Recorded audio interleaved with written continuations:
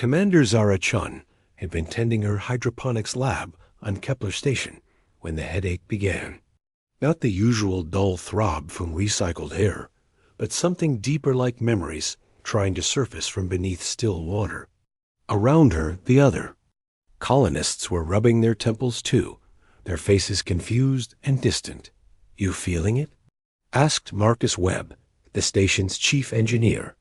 His voice carried an edge she'd never heard before, something cold and calculating. His gentle farmer's hands were now steady in a way that spoke of weapons training. Zara nodded, pressing her palms against her skull. Images flickered, tactical formations, weapon schematics, kill ratios. Things she'd never learned, but somehow knew with crystalline clarity. "The protocol," she whispered, the word emerging unbidden from her lips. Across the galaxy, similar scenes played out on hundreds of human settlements. In the agricultural domes of Proxima b, crop specialists suddenly understood orbital bombardment. Patterns. On the mining platforms of Wolf 359, or extractors found themselves calculating blast radii and structural weak points. Every human colonist, every peaceful farmer and scientist and merchant, felt the same terrible awakening. The Silence Protocol had been humanity's deepest secret, embedded in their genetic code before the first colony ship ever left Earth. Was insurance against extinction a failsafe that would activate only when humanity itself was threatened. For 3 generations, it had lain dormant, waiting, but the Kefmer Empire had made a mistake. They had assumed Earth's silence meant weakness. When their battle cruiser Void's triumph reduced the agricultural world of Haven to radioactive ash, they expected pleas for mercy, desperate negotiations, political posturing. Instead, they got nothing. No transmissions. No diplomatic protests.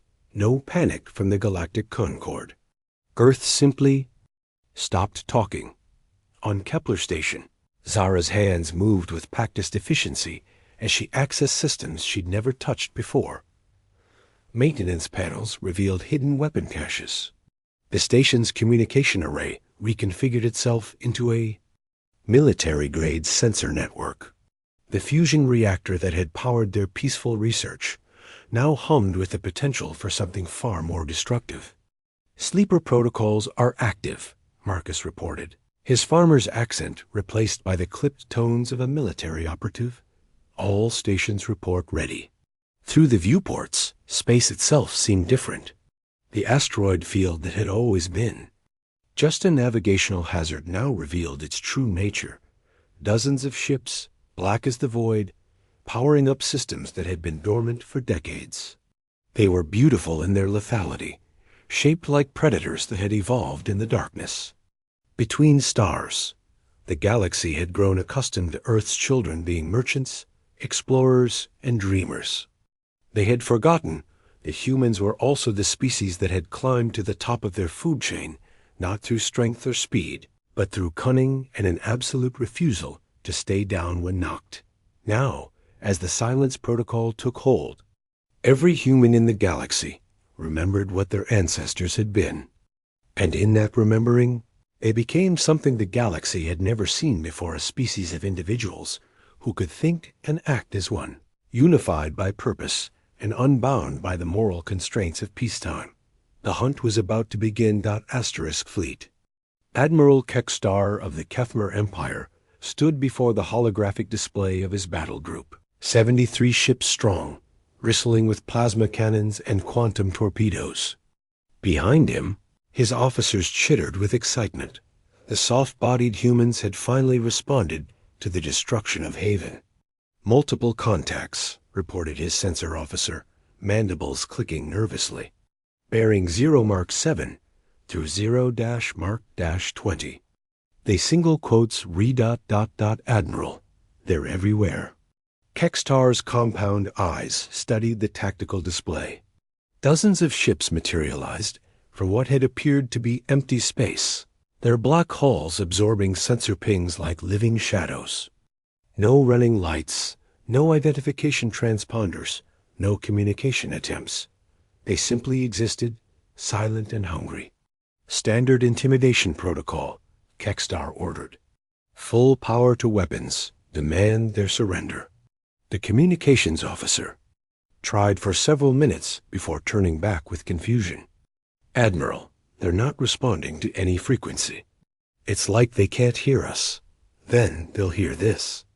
Kekstar gestured to his weapons officer. Fire a warning shot across the lead vessel's bow.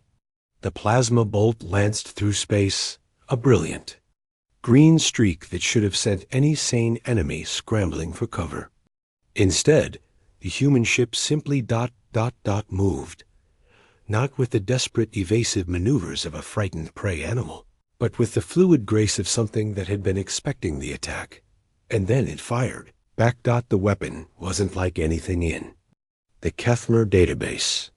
No energy signature, no visible projectile, just a ripple in space-time that reached out and touched the heavy cruiser bone render. For a moment, nothing happened. Then the cruiser began to forget how to exist. Its hull plating dissolved into quantum foam. Its crew simply stopped, their biological patterns unraveling at the molecular level. In 12 seconds, 800 Kethmer warriors became nothing. What was that? Kekstar demanded, his exoskeleton trembling. His science officer's voice was barely a whisper. Unknown weapon type. It appears to manipulate the strong nuclear force at range. Admiral, they just deleted matter. Human ships began to move with purpose, spreading through the battle group like antibodies attacking an infection. They didn't announce their intentions or demand surrender. They simply selected targets and erased them with clinical efficiency. Searing Wind tried to run, its captain having seen enough to know this was no ordinary engagement. The pursuing human vessel didn't bother with weapons. It simply materialized inside the Kethmer ship's hull, its displacement field tearing the cruiser apart from within before vanishing again. All ships, concentrate fire. Kekstar screamed into his communicator. Focus everything on. The human ship that had been stalking his flagship chose that moment to attack. But instead of weapons, it deployed something worse. A cascade of nanoscale machines that flowed over the void's triumph like liquid mercury. Wherever they touched, systems began to rewrite themselves. Weapons turned on their operators. Life support systems started producing toxins. The ship's AI began broadcasting the crew's final moments across subspace frequencies. As Kekstar felt his own exoskeleton beginning to dissolve. His last coherent thought was a terrifying realization. The humans weren't fighting with emotion or rage. This wasn't revenge. This was pest control. Across the galaxy, other Kethmer fleets reported similar encounters. Battle groups that had terrorized entire sectors for centuries simply vanished from all sensors, leaving behind nothing but empty space and unanswered distress calls. The humans never spoke, never negotiated, never explained. They just erased every trace of Kethmer existence, one ship at a time, with the methodical patience of a species that had learned to hunt in packs and never let wounded prey escape. Dr.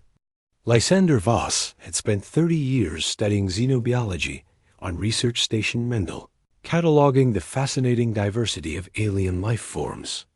He was known throughout the galactic concord as a gentle soul who wouldn't harm a laboratory specimen, much less another sentient being. That was before the protocol activated. Now, as he stood in his laboratory surrounded by alien tissue samples and behavioral studies, Voss understood them in an entirely different way.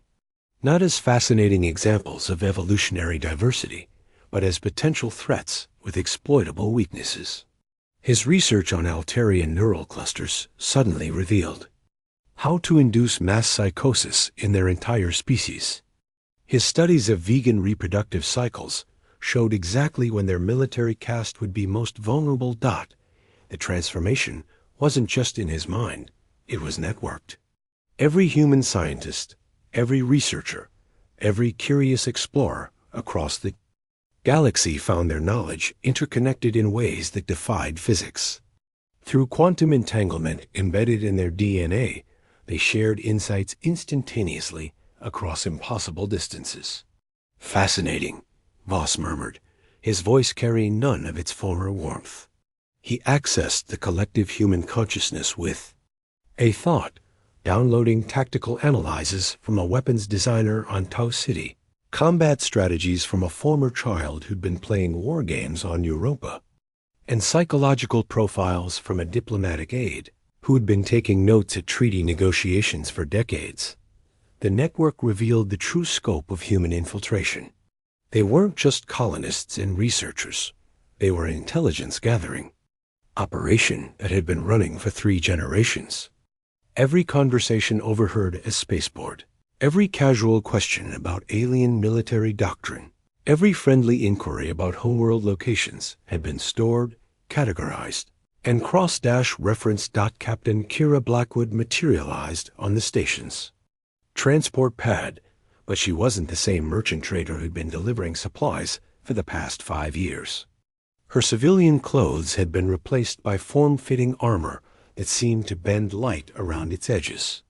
The cargo containers she unloaded contained sleek weapons that hummed with barely contained energy. Status report, she said, her merchants. Smile replaced by the focused intensity of a predator. Asterisk. 17 alien species have military assets within striking distance of human colonies. Voss replied, his gentle academic manner now cold and clinical. I've identified critical vulnerabilities in 14 of them. The hegemony's ships use a centralized eye that can be corrupted through harmonic resonance. The Zephyrian fleet has a fatal flaw in their shield matrix that makes them vulnerable to Tachyon bursts. Through the network, Voss felt the collective human intelligence processing his information. On mining stations throughout the spiral arm, human engineers began retrofitting industrial equipment into weapons specifically designed to exploit these weaknesses. Merchant ships powered up hidden weapon systems. Research vessels reconfigured their sensor arrays into planet-killing focusing arrays. The Galactic Concord is demanding an explanation for the Kethmer disappearances, Blackwood reported. 3. Different species are mobilizing their fleets to investigate human space. Voss smiled, and it was nothing like his former expression of academic enthusiasm. Let them come. We've been studying them for 60 years. They've barely begun to understand us. The network pulsed with shared satisfaction as reports flooded in from across human space. The agricultural world of Ceres had revealed itself to be a fortress world with enough firepower to sterilize a solar system. The peaceful medical station orbiting Barnard's star was actually a biological warfare research facility that had just developed species-specific pathogens for every member of the Galactic Concord, what the galaxy had seen as humanity's greatest weakness. Their scattered, individualistic nature was actually their greatest strength. They couldn't be decapitated by destroying a homeworld or eliminating a leadership caste. Every human colony was autonomous, every settlement was a fortress, and every colonist was a potential warrior with access to the collective knowledge of their entire species. The silence wasn't just a communications blackout. It was the sound of a trap closing, one that had been patiently set for 3 generations by a species that understood the value of appearing harmless until the moment you struck. The galaxy was about to learn why humans had never needed to prove they were dangerous. Asterisk Ambassador Kel Thara of the Unified Worlds had requested an emergency session of the Galactic Concord, her crystalline form shimmering with distress patterns as she addressed the assembled representatives of 47 species. The humans have gone silent, she announced, her harmonic voice carrying undertones of fear. Every diplomatic channel, every trade frequency, every casual communication, nothing for 6 standard days. And the Kethmer Empire has simply vanished. In the great chamber of the Concord, representatives shifted uncomfortably. The Kethmer had been brutal but predictable. their warmongering contained by the threat of unified retaliation. Their sudden disappearance had left a power, vacuum that was making everyone nervous. Perhaps they've simply withdrawn to their core systems, suggested Prime Minister Yexton of the Commerce Guild, his forearms gesturing dismissively. The humans were never much for military conflict, probably hiding and hoping the Kethmer lose interest. Ambassador Kelthara's crystalline structure flashed warning colors. That's what we thought. So we sent scout ships to investigate. They found the Kethmer home system completely empty, not destroyed, not evacuated. Empty. Every ship, every orbital platform, every trace of their civilization is gone, as if it never existed. A ripple of unease passed through the assembly. Species that had been considering joining the Kethmer as aggressive expansion suddenly found themselves reconsidering their position. And the human colonies? Asked Senator Vorth of the military caste. Silent, all of them. But ... Kelthara paused, her form cycling through uncertainty patterns. Our long-range sensors are detecting massive energy signatures from their systems. Construction on a scale we've never seen before. It's like they're building something. What they were building became clear 3 days later when the first human ship appeared at the edge of Concord space. It materialized without warning, its black hull absorbing sensor pings and communication attempts alike. The vessel was impossibly large, easily the size of a small moon, and it radiated a cold purpose that made every species' survival instincts scream warnings. The ship hung in space for exactly 1 hour, scanning everything within 10 light years. Then it simply ... left, vanished as quickly as it had appeared, leaving behind only the echo of sensor readings that suggested technologies beyond anything in the galactic database. But it had left something behind, a message, broadcast on every frequency simultaneously, in every language spoken by every species in the Concord. We know. 2 words, no explanation, no demands, no threats. Just the quiet certainty of a species that had been watching, learning, and preparing while everyone else had dismissed them as harmless. The revelation came piece by piece as panicked. Intelligence services began comparing notes. The human merchant who'd been selling rare minerals had actually been mapping military installations. The human researchers studying alien cultures had been cataloging psychological vulnerabilities. The human explorers seeking new worlds had been conducting strategic reconnaissance. For 3 generations, humanity had been running the most successful intelligence operation in galactic history, hiding in plain sight as harmless traders and curious scientists while systematically learning everything there was to know about potential enemies. They've been preparing for war, Kelthara whispered to the stunned assembly. Not just any war against all of us. Every conversation, every trade negotiation, every cultural exchange was them studying us, learning our weaknesses, mapping our defenses.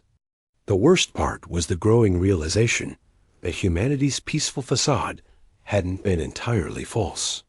They genuinely preferred trade to conflict, exploration to conquest. But beneath that preference lay something far more terrifying. The absolute certainty that if forced to fight, they would not simply win, they would ensure no future threat could ever emerge. The Kethmer Empire had discovered this truth too late. Their ships hadn't been destroyed in some desperate last stand. They had been systematically hunted down and eliminated with the cold efficiency of exterminators dealing with an infestation. And now the humans were silent, not because they were hiding, but because they no longer saw any need to explain themselves to species they had already evaluated and found wanting.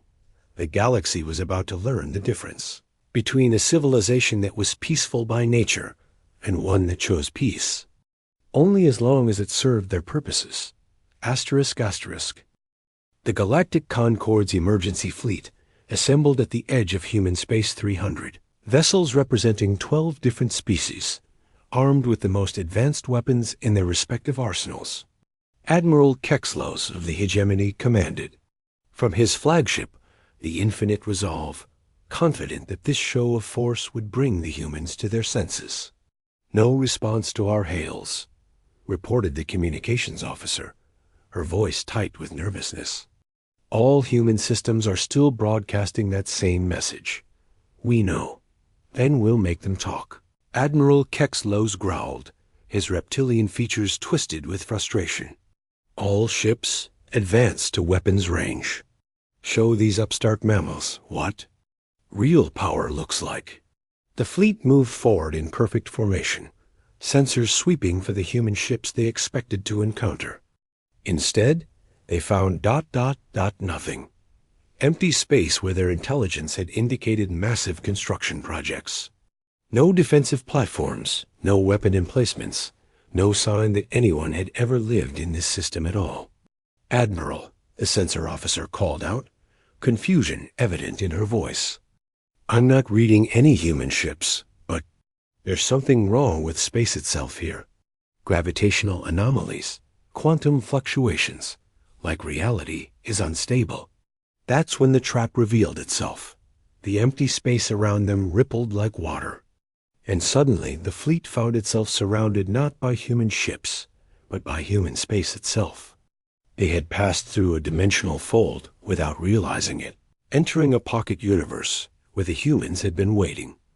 The black ships materialized around them, not dozens, but thousands, each one larger and more threatening than anything in the Concord database. But it wasn't their size that terrified the Allied fleet. It was their silence. No threatening broadcasts, no demands for surrender. They simply appeared and waited with the patience of apex predators who knew their prey had nowhere to run. "Admiral." Kexlos felt his command confidence crumble as he realized they weren't facing a human military. They were facing something humanity had built specifically for this moment. Every ship was crewed not by soldiers, but by former colonists who had awakened to their true purpose. Farmers who now understood orbital mechanics better than most fleet commanders. Scientists who had turned their research into weapons of unprecedented sophistication. "This is Admiral Kexlos of the Galactic Concord." He broadcast on all frequencies, hoping his voice didn't betray his growing terror. "We demand an explanation for your hostile actions." The response came not from the human ships, but from space itself, a voice that seemed to emanate from every molecule of matter in their pocket dimension, speaking in perfect unison from thousands of throats. The Kethmer Empire initiated hostilities by destroying Haven Colony. They were eliminated to prevent further aggression. Your presence here indicates potential hostile intent. State your purpose. The collective voice was worse than any weapon they could have deployed. It spoke with the unified will of an entire species that had decided the galaxy's current order was unacceptable. We came to investigate the disappearance of the Kethmer." Kexlos stammered. "Investigation complete. The Kethmer no longer exist. New parameters for galactic civilization are now in effect. Species that demonstrate aggressive expansion will be evaluated for termination. Species that respect established boundaries will be permitted to continue." Around the fleet, the human ships began to move with choreographed precision, not attacking, but demonstrating capabilities that defied known physics. Ships that existed in multiple dimensions simultaneously. Weapons that could rewrite the fundamental forces of reality. Technology that had been developed in secret while the galaxy dismissed. Humanity as primitive. "You're threatening the entire galactic concord," Kexlos protested. "Incorrect. We are establishing a new equilibrium. Your species chose to ignore the lessons taught by observing previous conflicts. Aggressive expansion beyond your core systems will result in immediate intervention. This is not negotiation. This is notification." The pocket dimension began to shift, preparing to return the fleet to normal space. But before it did, each ship found itself scanned by energies that mapped. Every system, every weapon, every defensive capability, down to the quantum level. The humans weren't just sending a message, they were updating their targeting data. Go back to your homeworlds, the collective voice continued. Tell your governments that the galaxy now has a new apex predator. We prefer to remain hidden, observing and learning, but we will not tolerate threats to our existence or the stability we require for our continued expansion. As the fleet found itself back in normal space, Admiral Kexlos realized the humans had revealed the most terrifying truth of all. They didn't want to rule the galaxy. They simply wanted to ensure that no other species ever grew powerful enough to threaten them again. The age of human hiding was over. The age of human oversight had begun, and the galaxy would learn to be very, very quiet. Asterisk.